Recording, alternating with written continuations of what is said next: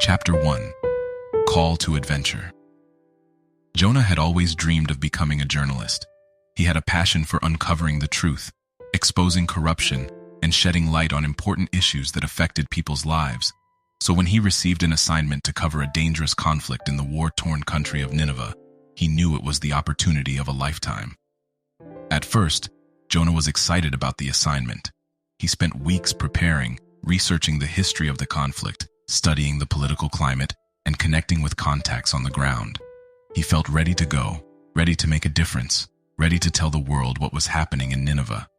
But as the departure date approached, Jonah began to feel a growing sense of dread. He couldn't shake the images in his mind of the horrors of war, the violence, the destruction, and the innocent lives lost. He started to worry about his safety, about the risks involved, about whether he was truly prepared to face the reality of what he was going to cover. As he sat in his apartment packing his bags, Jonah began to feel paralyzed by fear. He knew he had a responsibility to go to Nineveh and cover the conflict, but he couldn't bring himself to do it. He felt like a coward, but he couldn't help the overwhelming sense of terror that consumed him. In a moment of desperation, Jonah made a decision. He grabbed his passport, his wallet, and his phone, and he left his apartment. He didn't tell anyone where he was going, not his boss, not his colleagues, not his family or friends. He just ran. Jonah spent the next few days wandering the streets of the city, trying to figure out what to do. He felt lost, adrift, and alone. He didn't know how to face his fears, how to confront the reality of what he had been assigned to cover. He tried to distract himself by going to museums, cafes, and parks, but nothing could shake the sense of unease that hung over him. Finally, one night, Jonah found himself sitting on a bench by the river. It was quiet, peaceful, and serene.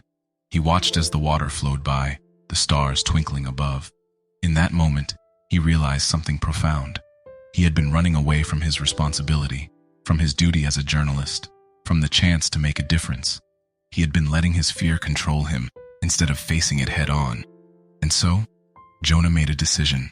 He would return to Nineveh, face his fears, and do his job as a journalist.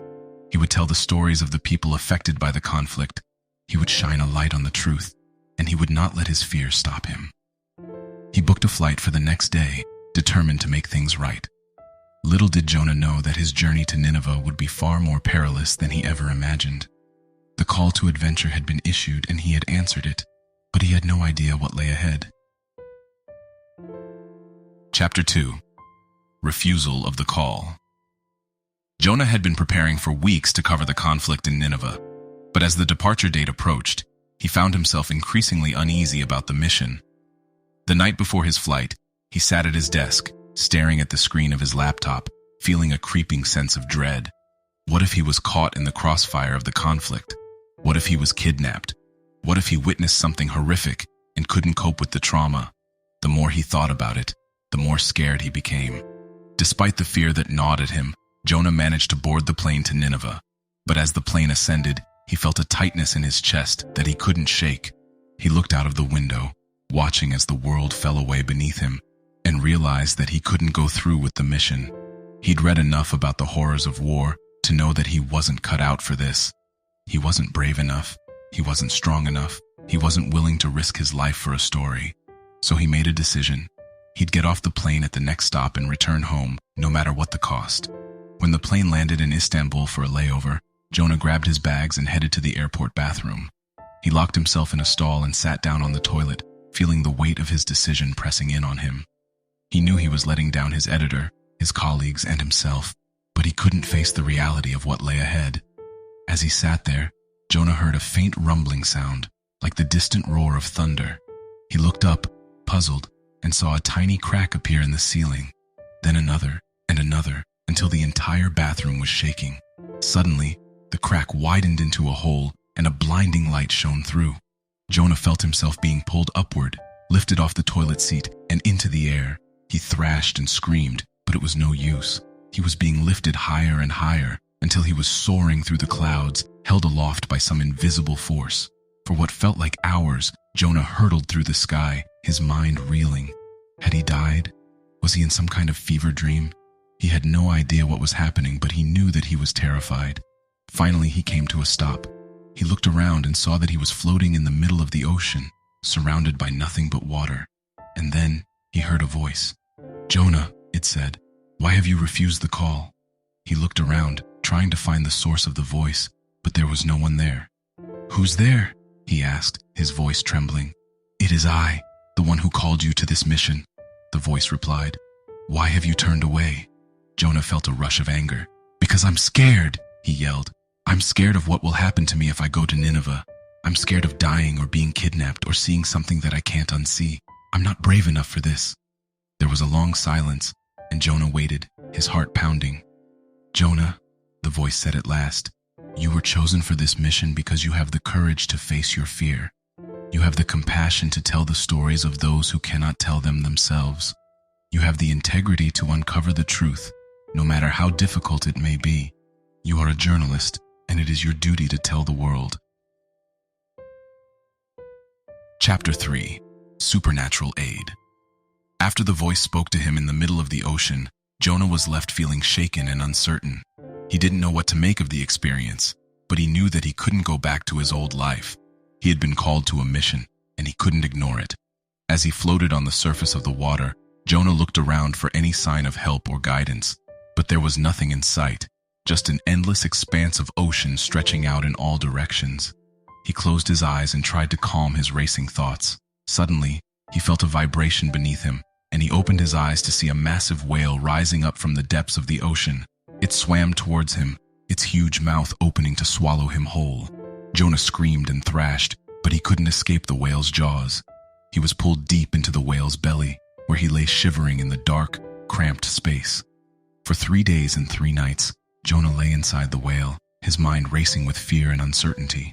He had no idea why he was here or what he was supposed to do next.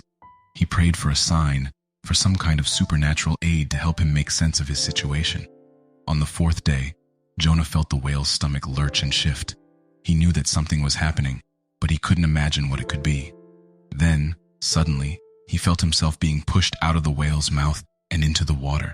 He swam to the surface, gasping for air, and looked around to see that he was near the shore of Nineveh. He couldn't believe his eyes.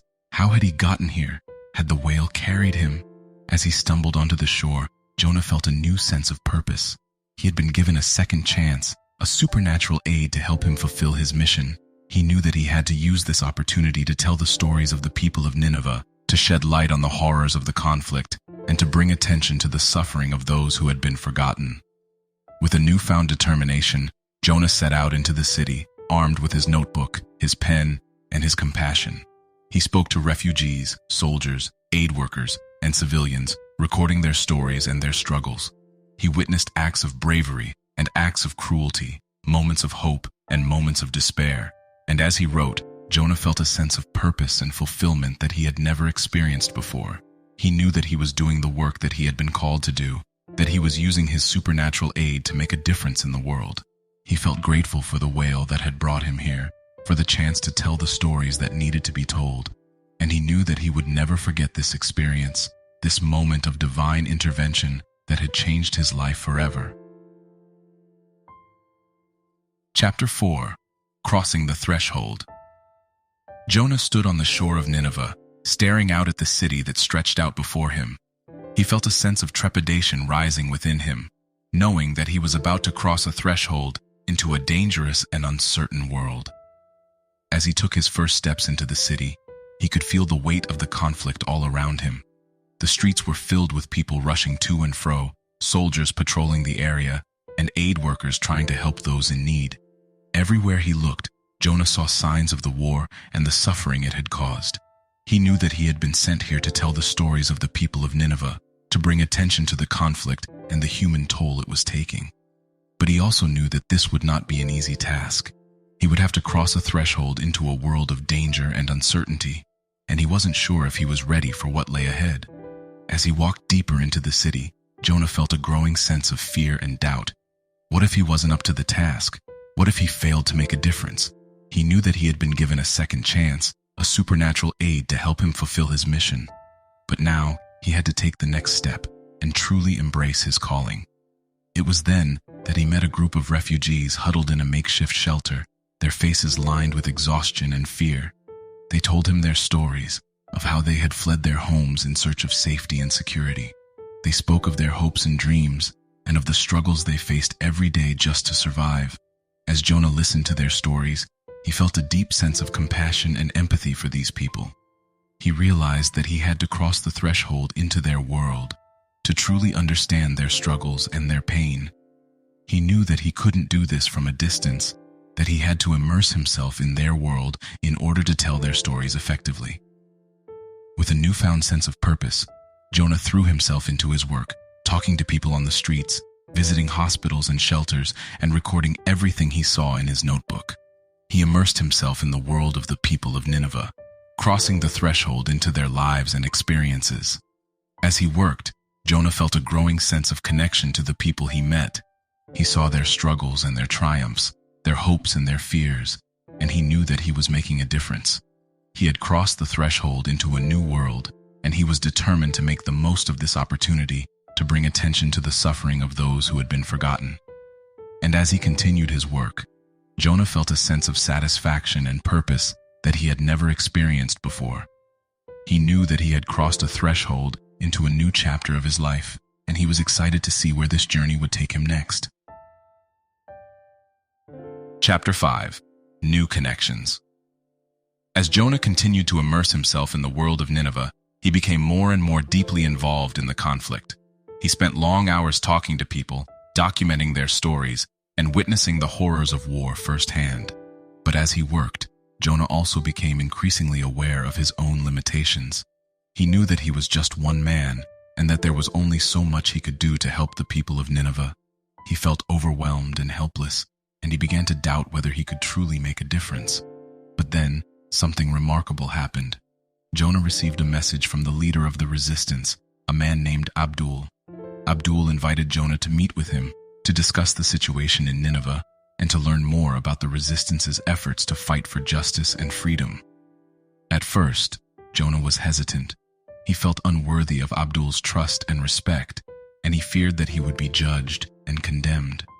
But then, he remembered his experience in the belly of the whale, and he knew that he had to face his fears and doubts head-on. He agreed to meet with Abdul, and they sat down together in a small cafe in the heart of the city. Abdul spoke passionately about his cause, about the people of Nineveh who had suffered under the tyranny of the regime. He spoke about the need for brave journalists like Jonah to tell their stories, to shine a light on the truth. As Jonah listened to Abdul, he felt a sense of connection and purpose. He knew that he had been given a second chance, and he was determined to make the most of it.